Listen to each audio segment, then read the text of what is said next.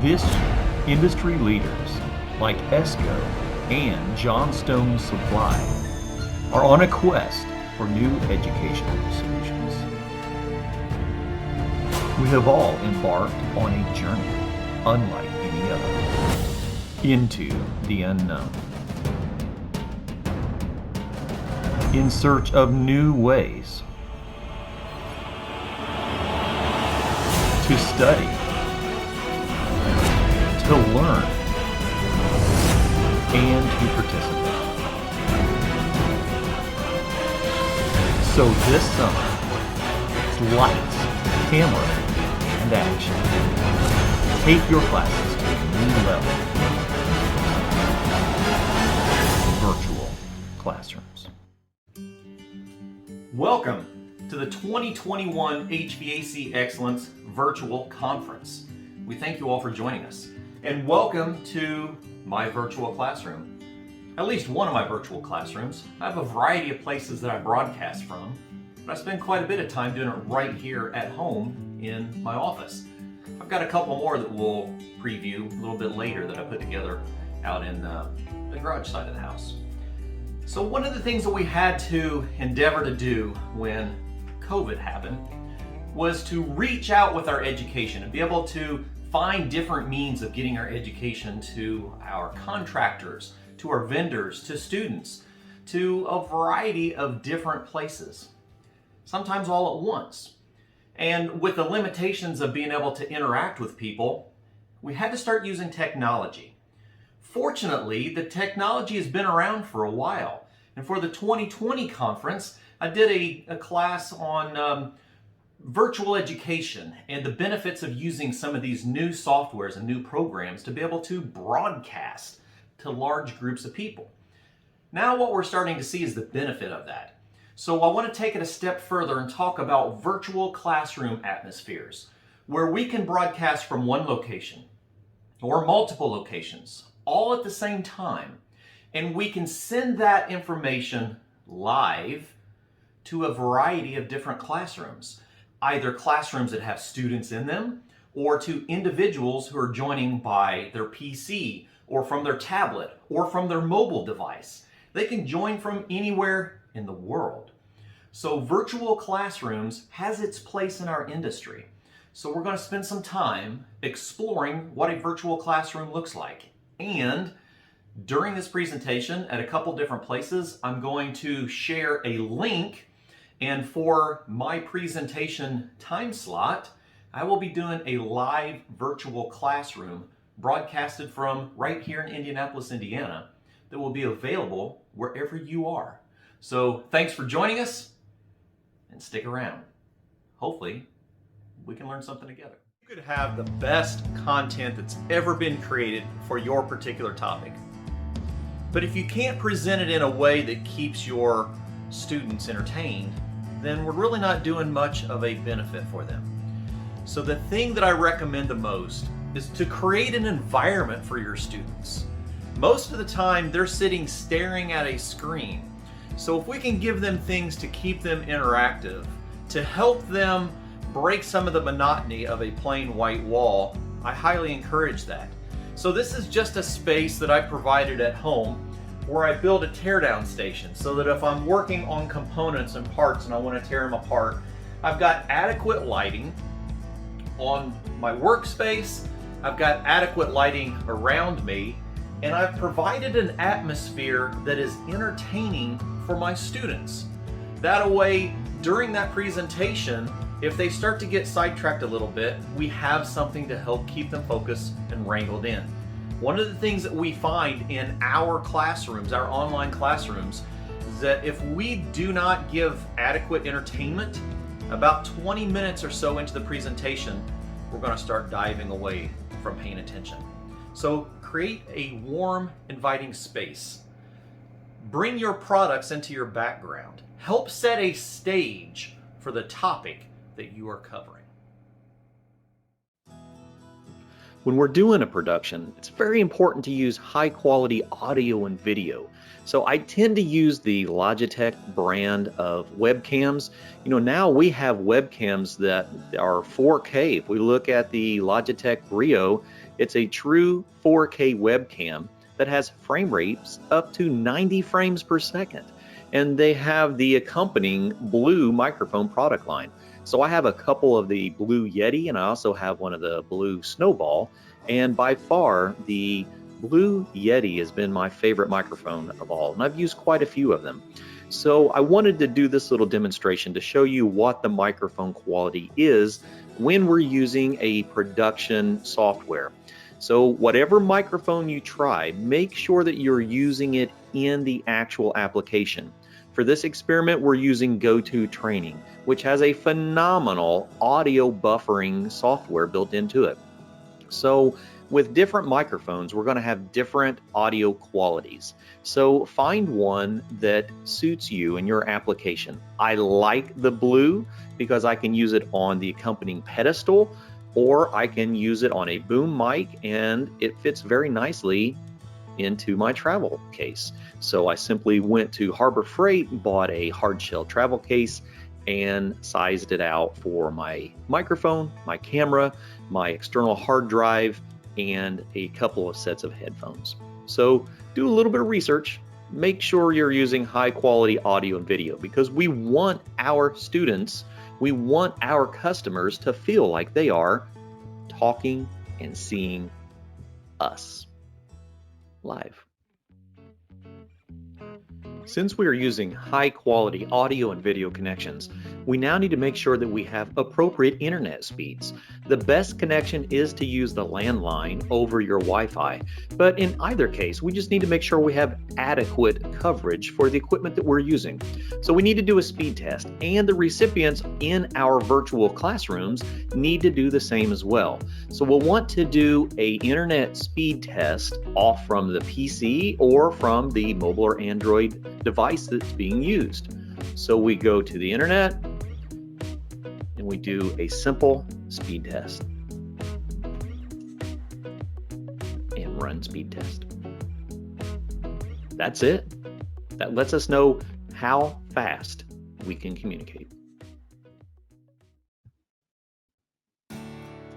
Okay, so we know that we have good audio video equipment. We have sufficient bandwidth to be able to broadcast. Let's build us a class. So any type of screen sharing software that you use is going to have the same principle to it. So we're going to create a class. So this particular one, using GoToTraining, I'm going to create a new training class, and we're going to give it a name. So we're going to call this one HVAC Excellent Test, right? All right, so we are just going to do a test. And then we decide, is this going to be a one-time? Is it going to be a recurring? So I use this recurring on my every Thursday AM class. For Flex Train, I do a class every Thursday at 7:30 AM. So I put it as a recurring so that it's automated and we get reminders that the class is going to happen. And this particular one, let's just go ahead and say we're going to set this class up for tomorrow, right? So, or maybe not, maybe Monday. We're not going to do it on the weekend. So we're going to set it up, and let's just do 8 a.m. And this is going to be probably a 1-hour class, so that's good. We can add additional sessions if we want, just individuals. We pick our time that we're going to do it, time zone. Now, when I schedule this class, so I've already built what it is going to be. Now I need to add my content to it if I want anything included into this. I can also add additional organizers. So one thing that I like to do for my virtual classrooms particularly is I'm trying to keep them interactive, right? That was the whole thing about setting up a high quality background and having good content. Now I want to, every 20 minutes or so, I want to throw a poll or a test at them so that I can see if they're being engaged with this. So I have existing ones already built into this. So instead of creating a new one, I'm just going to go ahead and maybe grab an old one, right? So let's grab it from the library. And oh, there's one. Let's grab that one. We'll grab that one. We'll grab that one, and we'll grab that one. So I have now added polls to my program. Excellent. So some programs you can back up to get to where you are. Some of them it automatically takes you. Depends on which platform. GoToTraining, it's pretty basic. Adobe Connect, a lot of this is already automated. So now I'm going to get back in here in my trainings, and I'm going to go back into my HVAC test one, and I'm going to continue doing some editing. So I have put in a few polls. Now maybe we're going to take a test in the middle of it. So I want to add a test to this from my library.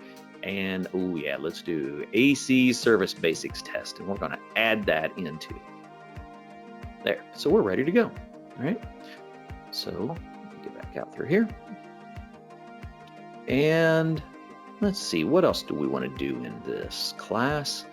Ooh, we can add an evaluation at the end of it. So I don't know that I have any evaluations preloaded. Oh yeah, there you go. Is this your first time? So this will be an evaluation that gets added to the end of the course. So we can put that, maybe we'll put it in the follow-up email. All right, so we're good to go. We can either back up or we can just go reopen. And what else would we want to do with this particular one? I think it's pretty good. If we want to attach any additional material, because one of the things with screen sharing programs is they don't play videos very well. So sometimes I need to attach some video content. And let's see, there's PowerPoints. Oh, there's some video stuff. So let's just attach a video. This way, our participants can pull that video up and watch it in full frame, in full screen on their PC. Because if we try playing a video, screen sharing, playing a video live, most applications don't work very well for that. We're starting to see increases in their capabilities, especially through companies like Adobe Connect. But for the most part, all of our screen sharing style software is lacking in that ability. So we've already got our class. What I typically do is if I'm going to send the invitation out for this for people to register, there's a few different ways. For me, I found the easiest is I'm just going to copy my training, and then I'm just going to literally copy and paste it. If you attach your Outlook calendar and your emails into your platform, you can send them out that way. I typically am just going to go ahead and copy it, go to email. I'm going to paste it into my email and then add all my email invitees. So then they'll just go, they'll register, and then it will show me that they have registered for that class. I can also set it so that I have to approve their registration. There's a variety of different capabilities depending on the platform that you're using. And they all have fantastic different opportunities for you to adjust and customize your particular situation. So let's go back to the one that we are currently working from. This is going to be my test operation. And so we're going to do some sharing, right? So in this class, I can now screen share just about anything that I want. I typically have my PowerPoint presentation already up and running, but let's just say I forgot to get it prepared early. And now I'm just going to go ahead and load a presentation. So I'm going to go ahead and load this basic electricity presentation, and we are going to go ahead and start our presentation. And voila, welcome to the virtual class of basic electricity. In the next step that I will do, next week, I've got a time frame set up to do some video testing with some friends and trainers in the industry. Then I'll show you what it looks like to have multiple classrooms joining. But for right now, I am just an individual presenter presenting my class to whoever is going to join. So they can join by PC, they can join by their mobile devices. So there's a lot of ways that they will be able to join and participate. Okay, so let's take a perspective view of the student that is joining by a mobile device. So as you can see on my PC, this would be my presentation screen. I have a lot going on right now. I've got my videos on this upper left-hand box, which I can move around and put it off to the side, or I can close it out and get rid of it altogether. I like to keep it going so that I can see my other presenters and my classrooms that are participating in this. But every once in a while it covers up too much of my screen and then I need to relocate it. Over on the right hand side is all of my functionality. I can remove it as well. I can hide my control panel and get it off from my screen so that I can see what's going on. I tend to have it open so I have full functionality of my platform. The student that is now joining from their mobile device, this happens to be an iPhone 7, they can see the presentation live. So as I am going through my PowerPoint presentation, they're going to be looking at it as a full display, using their screen as a monitor. And if they would like to see the webcam presentations as well, we have additional screen functions so they can see that. But for most of the presentation, they're going to be using their primary screen. Now, during my presentation, I mentioned that I like to throw in polls and tests about every 15 to 20 minutes just to make sure that we have interaction with our students. This is a very good place to do this. So if I'm going to launch let's just do a poll. So I'm going to launch a poll real quick. Now it has converted my screen to a poll for the student. So now they have the opportunity to answer a poll. Can a thermostat also be a humidistat? I'm just simply going to take a poll. When they're done, they can hit submit. Tells them that their answers have been submitted, and now on my side it will show me the answers. So I can take a poll for everyone participating and it will give me a breakdown of how many people as a percentage have gathered which answer. Now let's just say I chose to do a test instead, which can take a little bit longer. We're going to launch the basic electricity test. And now the student has the opportunity to take a test on their phone. Atoms are made up of what? So they can go through, they can make their selections for multiple questions. Just going to randomly pick some here. And when they're done, they can submit. And then that will also let us know that we have students that have completed their test. And it will show us a percentage of how many are complete. So that gives us the opportunity to do a live poll and a live test in the middle of our virtual classroom. Okay, so are you ready to join us for a virtual classroom? Here it is. We'll see you soon. And let's all take an opportunity to be able to share in this experience so we can have you participate with us. Welcome to Johnstone Supply, the Grimmy Group.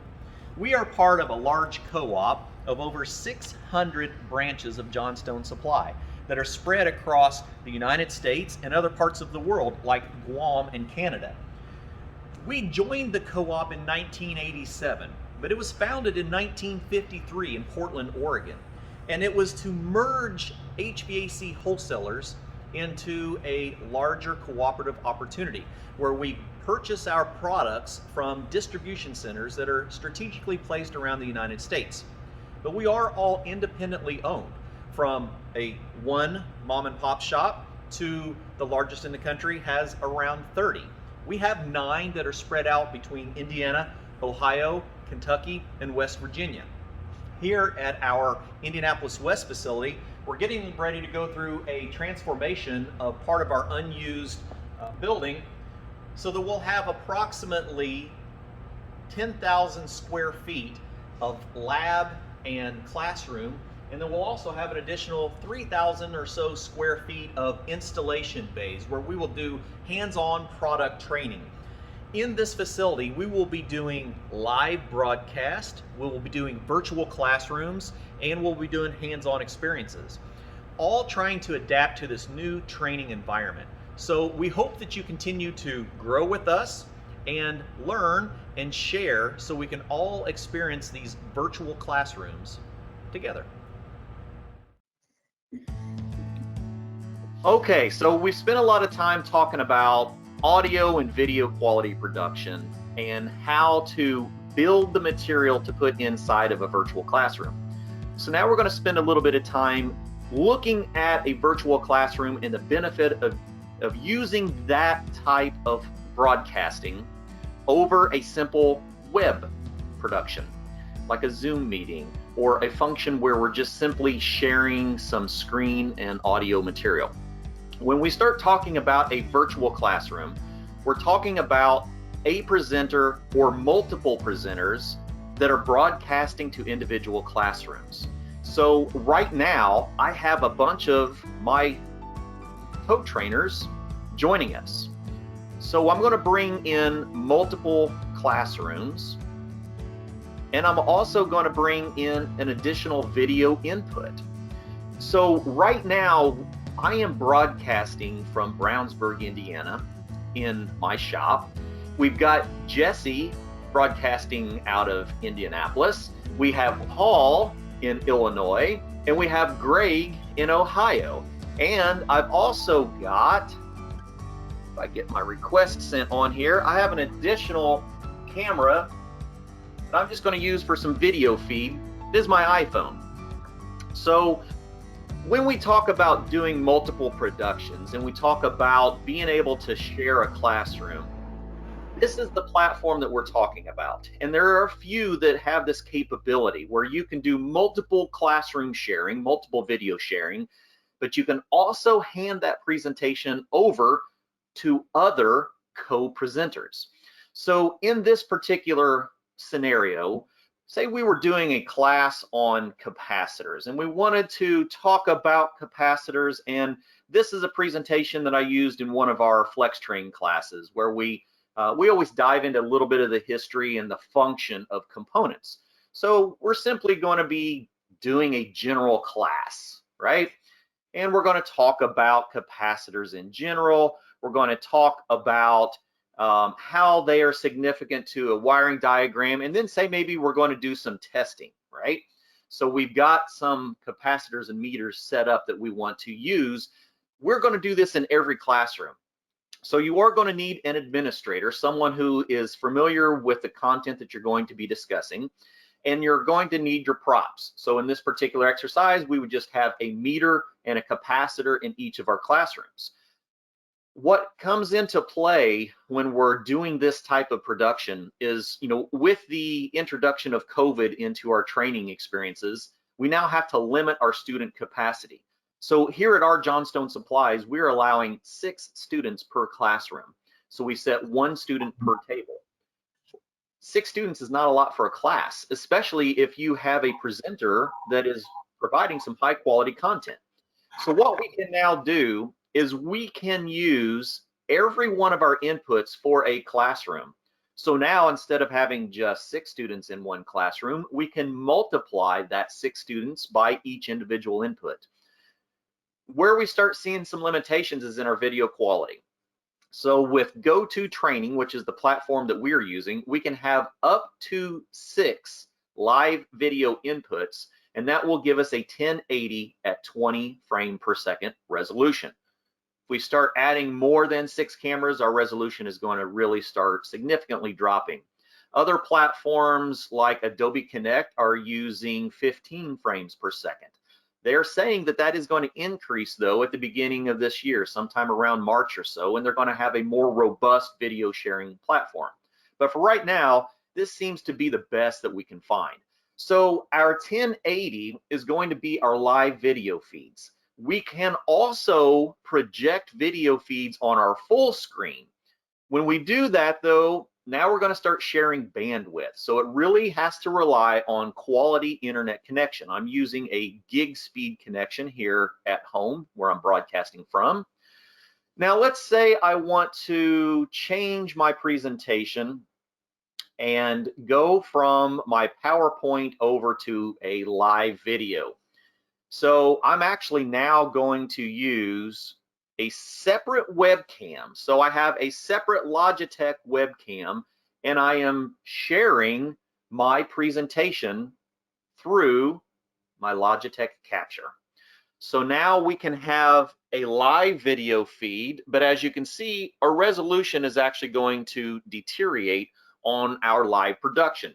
But we can use that to do some broadcasting and to do some hands-on in our actual live screen display. Where virtual classrooms really start becoming powerful is when we can start handing this presentation material to other presenters.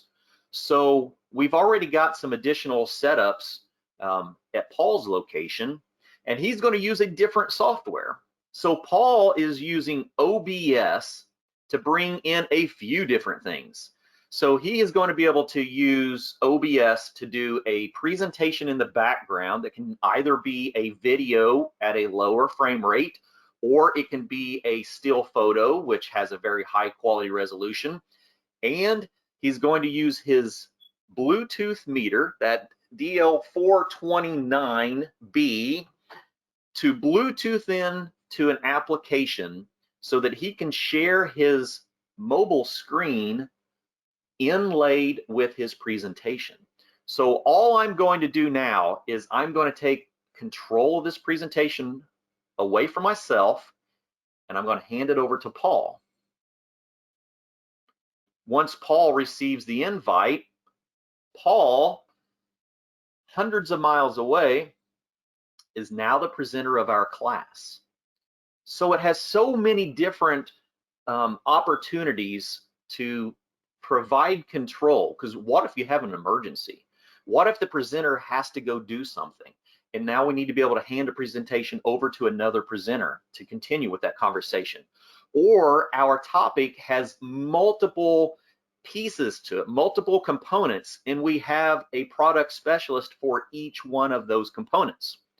All we have to do is hand the presentation over, and now we give control to the next person. So Paul, would you mind explaining what you're doing from your location?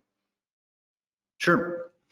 So what I have is multiple different things going on. I do have what you're seeing right now is just a picture in the background of some capacitor measure readings and how to hook them up to get different readings, with an overlay of the app that I am using for my UEI meter. So this is the meter that I got right here, and it has Bluetooth built into it, which then connects to my smartphone through Bluetooth, and I just lost that connection. And then from there, I have it connected into my laptop, so that when I'm making a measurement, so in this case, we're practicing on some capacitors, I can make a measurement and hook my meter up, and it will show the display of my measurement on the app through Bluetooth, which is then presented on to the class that we're showing. So we can make some live measurements on how to test a capacitor and the results that we're seeing. Very nice. So now we've handed the presentation over to Paul. And say, just for a moment, I'm going to take back the presentation, and I will become the presenter. We'll go back to my screen. I am now going to present, I think I'll go back to my actual PowerPoint presentation. And we're going to look at a wiring diagram for a second. Okay, so I am doing the presentation, broadcasting from my location, and a student in Jesse's classroom has a question about a particular point on my presentation. One of the benefits of doing a virtual classroom is that every person that is an organizer is also a creator and can manipulate the presentation so that everyone can see. So say, for instance, Jesse has a student that has a question about the transformer on this wiring diagram. Well, if I simply have my highlighter handy, like I was going to say, oh, okay, so you're wanting to talk about the transformer that is in this location. Jesse can actually ask for control of my presentation to clarify. So I am hands-free, and Jesse's class is now. They're talking about the crankcase heater portion of that, actually, not the transformer. So that was just a miscommunication of what they were understanding compared to what he was talking about. And I just circled that portion for them. So you can hand controls off. So even though one person is presenting the primary content, every classroom has the ability to co-author and co-instruct with this class on one content. I had not previously shared this content with Jesse. He simply took control of my computer to be able to control the program. This also comes into play if we have someone who would like to help administer the class remotely. You know, because there are a lot of times when we're doing a class that we may be focused on one portion of what we're presenting and not have the time to be able to manipulate, say, the slides. I can simply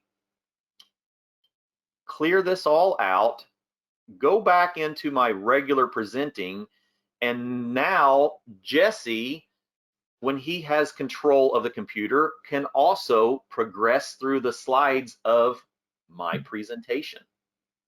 So if we're just simply going to move forward in this class, I can be discussing, Jesse can be presenting, and moving through the entire program. So it takes away the limitations of being a one-man show, because a lot of times when we're doing a class, we are the instructor, the organizer, the content creator, editor, videographer. We hold many hats in this program. So when we correlate with each other, we can share these responsibilities and allow other people to be presenting, to be talking to their classroom, and bringing the entire group into one common virtual classroom. Because our classroom could be broadcasted anywhere around the world as long as we have a quality internet connection. Okay, so in the middle of a class, you know, we're continuing in our class discussion on capacitors, and say we are now wanting to talk about testing a capacitor. We've done some live testing. We went over a few things that we can do to show what if we're ready to launch a poll on this particular topic. Because remember, after about 15 minutes or so, our students are going to start getting a little sidetracked. We need to be able to keep them entertained, right? So we can launch polls and we can launch tests during a virtual classroom. And because we have multiple organizers in this particular classroom, I don't even have to be the one that launches this poll.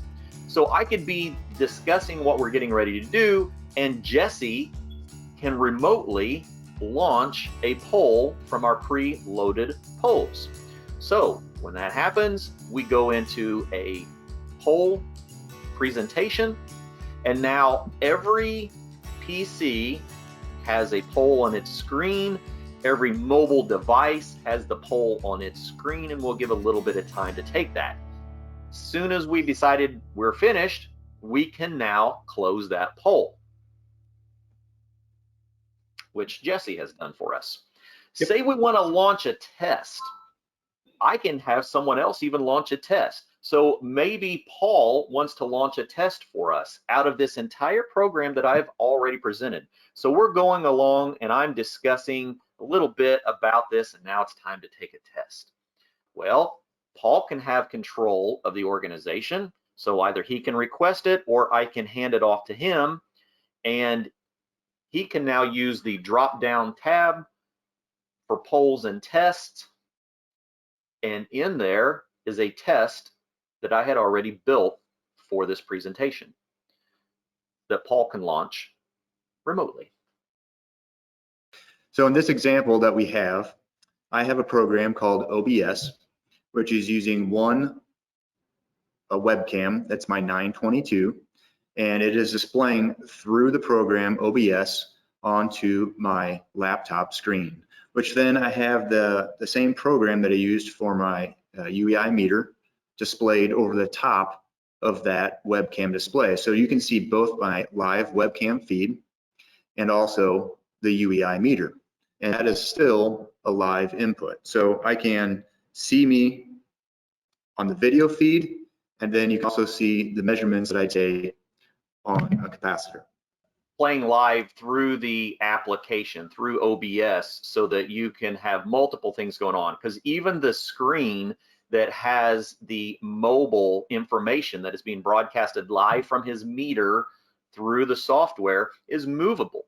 You can overlay multiple inputs. So the screen that has the DL429B, which is basically a screen duplicating of his mobile phone, can be relocated into any place. So you can have multiple feeds.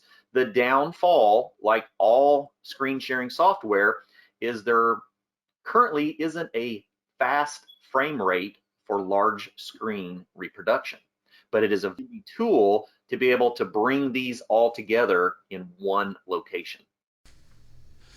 We've spent a lot of time talking about video production and common audio microphones to use, and most of that is going to be USB style microphones. But if you're really looking for that high quality production, that sound that lets your students and let your participants feel like you are sitting in the middle of the room with them, you're probably going to need to go to a diaphragm or cardioid style microphone. And with these microphones, they need some type of a preamp. They're not going to connect directly to your PC.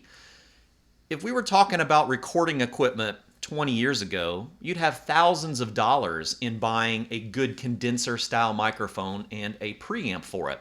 But nowadays, you can buy anything that you need for a few $100s. So I think I spent $130 on this vintage looking condenser microphone, and I'm using a Behringer Q1202 USB mixing console, which fits into the drawer of my desk. This is a 12-channel mixer that 20 or 30 years ago would be massive.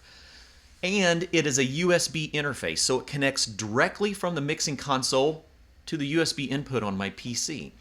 Now I can bring in multiple microphones and multiple inputs if I have other inputs that I want to blend in. So if you're doing a production in a studio style broadcast, it's worth investing a few $100s and you can have a very nice production style microphone that will get you as high a quality of recording as you could ever imagine. And on the side, I like to build guitars, and so I'll have them on set sometimes. I'll have them in class. Sometimes I like to just bring them in to break up the monotony. And in the same scenario, I can use other inputs like instruments and have a miniature studio right in my production.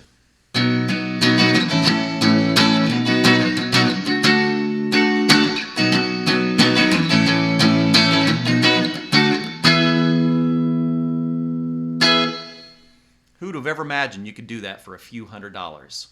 But you can.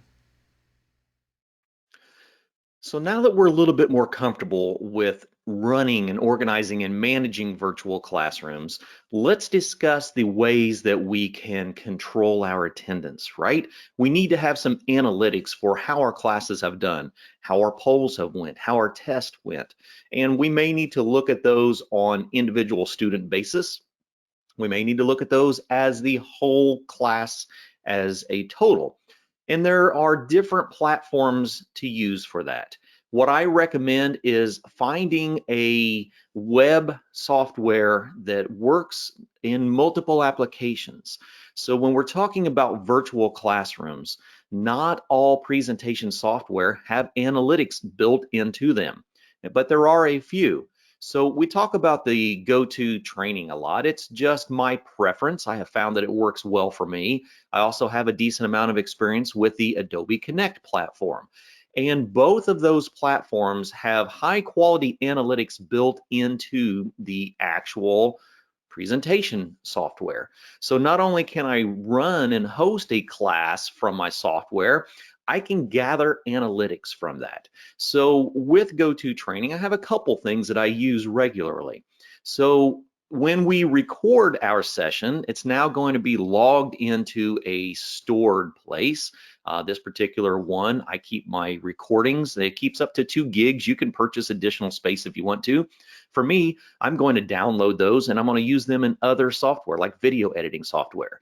This is where most of like my YouTube channel videos come from, are live classes that I have downloaded and chopped and converted and put into a video format. So I can store all of those right here in this area. And if I want to look at reports, now all I have to do is go into my report generation section, and I can start breaking down reports based on registration, attendance, evaluations. I can look at test results based on individual students. I can look at test results as a total class. A lot of analytics that I can use there. I can even build reports that have multiple classes in them so that I can track an entire series of a class and look at evaluations, reports, and be able to get my data that I need for, organizational purposes. So that is already built in with the GoTo training platform. If I look at the Adobe Connect platform, very similar scenario. We have a reports section, we have an administration section. Most of what we're going to be looking for is going to be in the reporting. So there's a lot of standard reporting, there's customizable reporting, and like I've mentioned before, Adobe Connect has a lot more administrative function than I would say any of the other platforms that are available currently. The only downfall that I have found with Adobe is their video quality is fairly poor. So if you're looking for high quality video and multiple high quality video inputs, I like my GoTo training. If you're looking for advanced analytics and lots of registration capabilities, Adobe Connect might be your option, but they both have similar functions that we can use. Both of them can generate automatic certificates that is based on the class attendance or class performance or test performance. So we can build our particularly like CEU style classes based off these administrative functions. If we really want to take it to an advanced level, then we're going to start using an LMS platform, a learning management service or system. And that's essentially what these are doing. GoTo Training and Adobe Connect are small learning management systems. If we want to get into an advanced LMS, that's going to be a separate item all of its own. So here at Johnstone Supply, we're very fortunate to have a corporate sponsorship of learning management system. It's called Johnstone University, or JU, and it is powered by Blue Volt. So Blue Volt is the company that provides the LMS service that Johnstone builds their content into. So you can even, as a member of Johnstone, use these portals for hosting your own classes, live and recorded. The live portion is still under development, but the recorded portions are available. So we can take a recorded class, put it into a formal organization where we have registration, we have tests that are built into our modules, and then we have all sorts of advanced analytics from that. So an LMS platform really is the way to monitor all of your class and your student content. And as a larger company, as a training facility, as an OEM that wants to track registration and classes of students, an LMS is really going to be essential in providing a home for not only your content, but for your students to be able to track their progression through your classes. So as we look at software, the things that we need to look at are, am I going to need to record this? How many participants will I have? How many organizers and administrators will I have? Will I need to collect this data for analytics?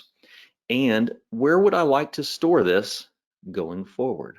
So there's a variety of places. There's a lot of opportunities. Just try the waters, see what works best for you. And if you have any questions, there's a lot of people like myself in the industry that have been putting feelers out and trying different avenues. So don't be afraid to ask for assistance and voice your opinions on the things that have worked well and the things that have not worked well. The whole reason we are here for this fantastic virtual conference is so that we can be better at what we are currently doing. And the only way that we'll be able to do that is if we all share what is working, what is not working, and we collaborate to get better. So thank you all for joining us so much. And we look forward to seeing you in the future. And everyone have a fantastic experience, and leave me some comments, both negative and positive. I'd like to get better at doing this. And the only way that I will get better is with having some unbiased opinions. Thanks, everybody. Well, thank you all so much for joining us for the 2021 HVAC Excellence Virtual Conference. And I hope that you join us today. I will be broadcasting live for the entire day through the GoToTraining link that I provided. And that'll give you an opportunity to come join a virtual classroom where you can present, where you can participate, and we'll just have you as part of our classroom. So thanks for joining us, and we will see you next year.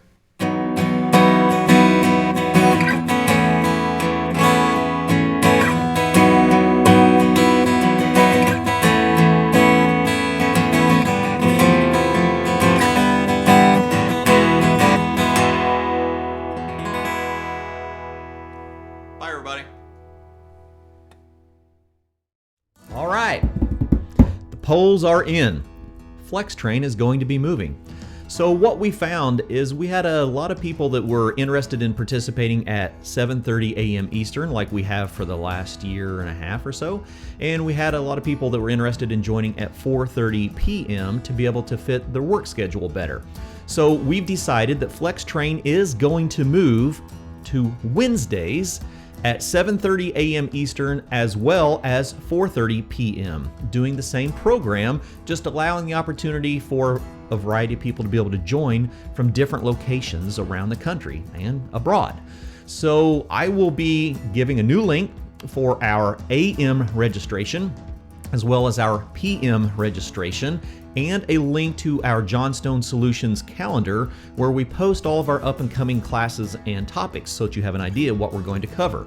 And if you are a trainer that you would like to become a co-presenter with us, let me know. We're always looking for additional training opportunities and training perspectives, as well as if you're an OEM and a vendor that would like to dive deeper into maybe a product that you support and you want to get into the technical side of things and proper techniques and proper tools for our industry. We're always looking for that as well.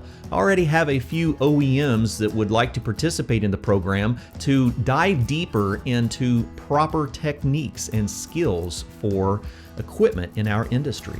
So get a hold of me if it's something that you're interested in, and we will start putting our calendar together of all of our topics going forward throughout the year. And I really look forward to what 2021 has to bring.